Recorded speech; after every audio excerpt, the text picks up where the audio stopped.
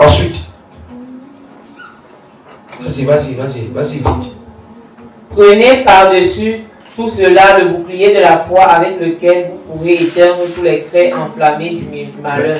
Maintenant, il dit prenez par-dessus tout cela le bouclier de la foi avec lequel vous allez éteindre tous les traits enflammés de l'ennemi. Écoutez, quels sont les traits enflammés de l'ennemi? On dit le bouclier de la foi combat contre quoi? Le doute, l'incrédulité. Le doute et l'incrédulité sont deux choses différentes. L'une porte l'autre. Le doute, c'est de croire en ce que l'adversaire prône. C'est-à-dire, tu crois que ce que Satan est en train de faire, c'est ça qui va t'arriver. Job dit, ce que je redoute m'atteint et ce que je crains m'arrive. Alors, croire, douter, c'est croire à l'opposé. Amen. Amen. Chaque fois que quelqu'un doute de Dieu, c'est parce qu'il a choisi de croire à l'adversité. Remarquez bien, il y a la foi partout, même le doute à la foi. Sauf que le doute, ce que nous on appelle doute, c'est la foi qui est manifestée par la peur dans l'adversité. C'est-à-dire que tu as peur que quelque chose t'arrive de mal. C'est ça qui est le doute. La foi, par contre, c'est de croire que ce que Dieu a dit, il est fidèle et juste pour l'accomplir. Amen. Et que Dieu ne change pas. S'il a été fidèle pour Abraham, Moïse, Jacob et tous ceux qui ont été dans l'ancienne alliance, Dieu sera autant fidèle à toi. Amen. Amen. Amen. Alléluia. En douter de lui, c'est que peut-être tu as le loyer à payer et puis tu vois, il y a certaines difficultés qui sont en train d'arriver. Maintenant, tu crois plutôt au fait que tu n'as pas l'argent. Plutôt que de croire que Dieu est capable de me faire sortir de cette situation, tu commences plutôt à avoir peur. Que non, ouais, ça va, on va bientôt me chasser. Est-ce que vous comprenez ça? Mais je peux te dire, il y a des moments où j'ai vu des personnes, ils ont donné la maison, par exemple, à Dieu. Les gens sont venus faire des cultes à l'intérieur. Quelques années plus tard, 2 ans après, là-bas, la personne, on est venu donner une procuration que vous ne payez plus le loyer. Amen. Jusqu'à aujourd'hui, la personne ne paye plus le loyer. C'est étonnant, non? C'est étonnant. La Bible dit par contre, vous habiterez des maisons que vous n'avez pas construites. Amen. Vous voyez comment Dieu fait en sorte que sa parole s'accomplisse. Ce que je viens de dire, je vous le dis, quand je parle comme ça, peut-être vous ne comprenez pas. J'ai dit je connais, c'est une expérience. C'était un lieu dans l'église de mon père spirituel. Il avait eu une salle de prière, c'était une maison dans laquelle c'est moi qui l'avais établi là-bas. Je suis allé là-bas, j'ai prié là-bas pendant 2 ans. La deuxième année, on est venu avec la procuration qu'elle ne payait plus le loyer ici. J'ai dit, j'étais là. Ce n'est pas que jusqu'aujourd'hui, je suis quitté de là, la personne ne paye pas le loyer. L'église continue de se faire là-bas. Amen. Est-ce que vous comprenez un peu? C'est ça, la bonté de Dieu. Alléluia. Amen. Et la foi, c'est ça. Alors, le bouclier de la foi te pousse à résister à tous les attaques de Satan. Cela révèle que Satan attaque ta foi. Il attaque ta croyance en la fidélité de Dieu. Il attaque ta croyance en la capacité de Dieu d'être intègre dans ce qu'il dit. C'est ce que Satan attaque. Lorsque tu traverses des moments difficiles, à quoi est-ce que tu penses à ce moment? Tu as l'impression que ces moments difficiles peuvent t'avaler. C'est ça qu'on appelle le doute. Amen. Amen. Et c'est aussi ça la foi en l'adversité. La peur là, c'est une foi. Ah, tu ne savais pas. Mais je t'explique. Si tu comprends selon la logique à laquelle je te parle, c'est deux opposés. Amen. Amen. Imaginons que d'un côté il y a moins et de l'autre côté il y a plus. Maintenant, toi qui choisis de regarder dans la direction de moins, n'est-ce pas, automatiquement tu ne regardes plus dans la direction de plus. Si tu regardes dans la direction de moins et que Dieu t'a doté comme tel un être de foi, ça veut dire que là où tu es là, tu n'as pas besoin qu'on t'augmente la foi, tu as la foi naturellement. Oui.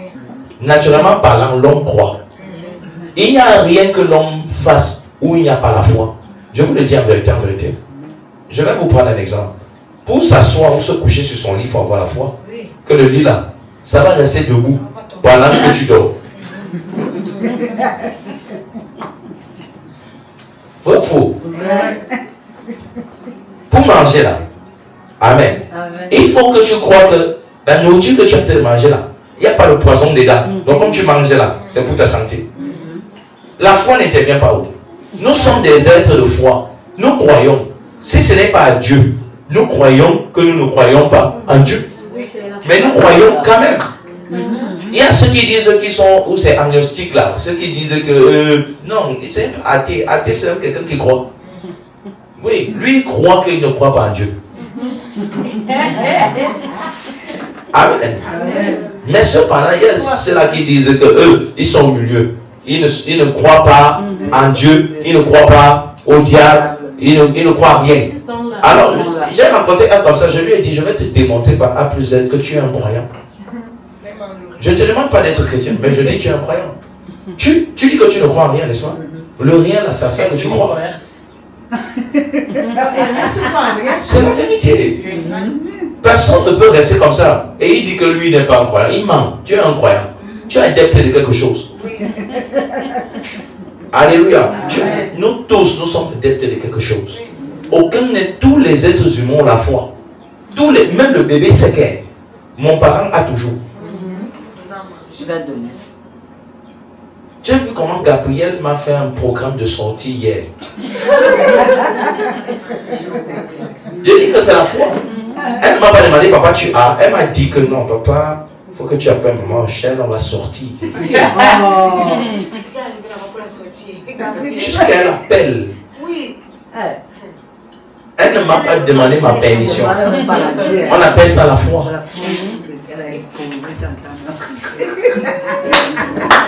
Là, c'est Jésus. Alors, on te dit donc que les trains enflammés de Satan viennent combattre quoi? Ça vient combattre ta croyance à la suprématie de ton Dieu, à la fidélité de ton Dieu. Parce que les circonstances bizarres que les gens vivent ne viennent pas au hasard, elles viennent dans l'objectif de leur retirer la foi vis-à-vis de Dieu et la mettre sur autre chose. Amen. Amen. Et c'est pour cette raison que le Seigneur dit, si vous avez la foi, comme un grain de sable, vous dira à cette montagne, porte-toi et jette. Il ne parle même pas de la foi universelle. Non. Il parle de la foi en lui. Dans le livre de Jean chapitre 14, vous allez voir comment le Seigneur va dire, croyez en Dieu et croyez en moi. Jean 14, premier verset, croyez en Dieu et croyez en moi. Vous voyez? Maintenant, je vais t'aider à avoir un peu la foi, d'accord? Avant qu'on entre dans la prière.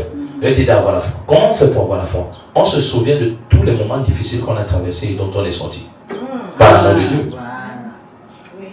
Le souvenir de l'éternel, de cet temps. Amen. Mon ami, la situation que tu traverses, ce n'est pas la première fois.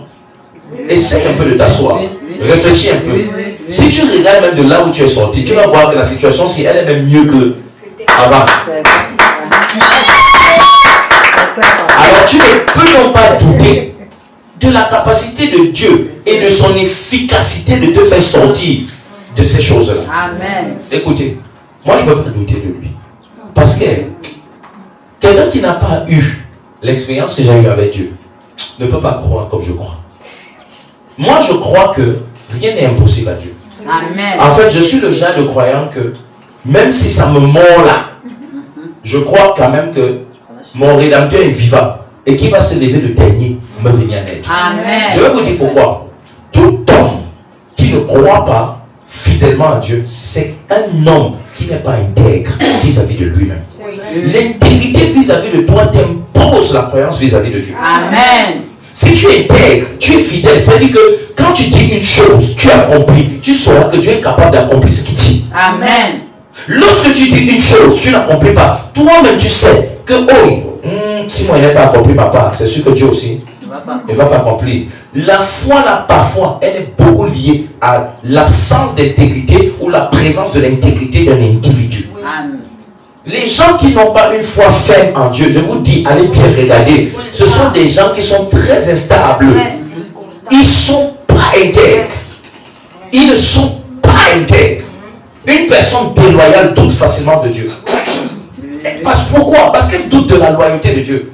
Il y a des caractères à l'intérieur de toi qui font en sorte que toi-même, quand tu te vois comment tu es loyal, tu es intègre, tu es fidèle. Tu sais que si moi je suis comme ça, Dieu est plus que moi. Amen. Jésus va dire, pourquoi m'appelles-tu bon? Il y a un seul bon, c'est Dieu. Amen. Pourquoi il dit ça? Parce qu'on estime que Dieu est la source de tout. Amen.